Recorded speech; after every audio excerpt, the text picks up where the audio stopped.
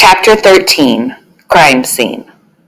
Riding along County Road 7 early Friday morning, Ted was on his way to talk to April and Alexa and Artie.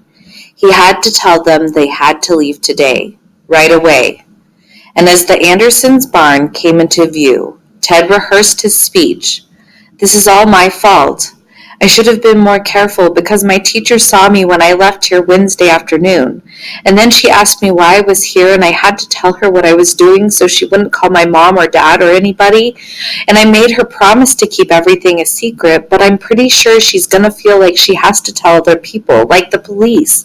So you've got to pack up and get out.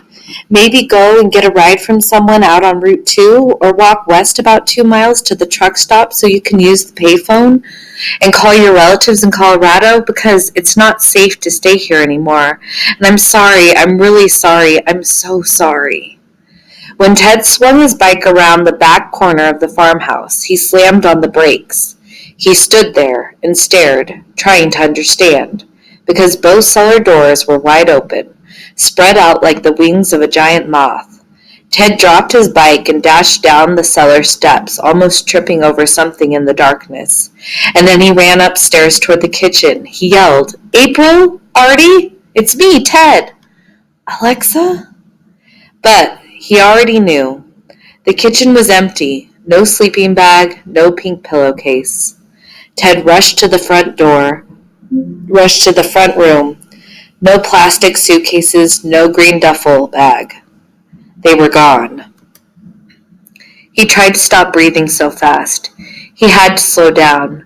Ted made himself look around the room. He tried to think like a detective.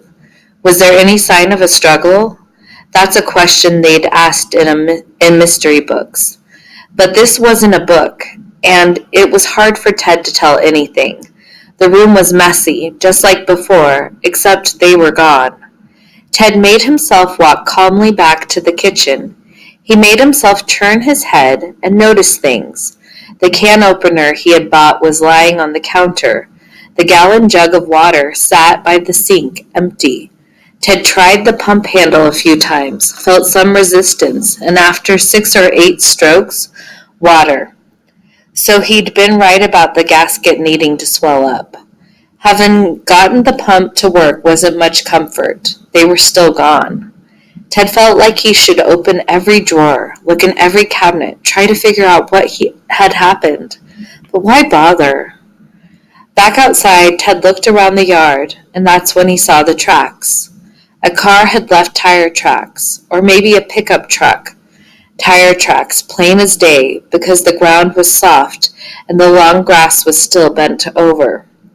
Ted stepped to one side and looked at the area more carefully, trying to remember how a detective would do this part.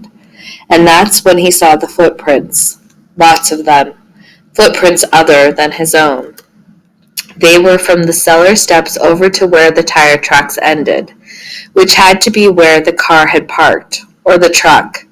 Ted began walking back and forth across the area, his head bent down looking for clues, because that's what a detective would do.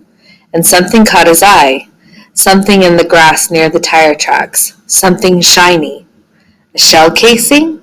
From a bullet? Ted gulped, and he knelt down, pushing the grass aside to see better.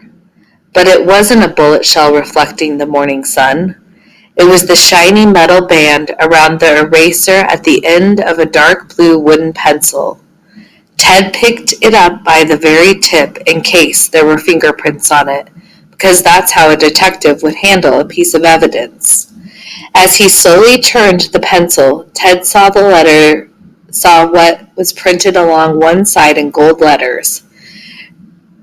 Rankerson County Sheriff's Office.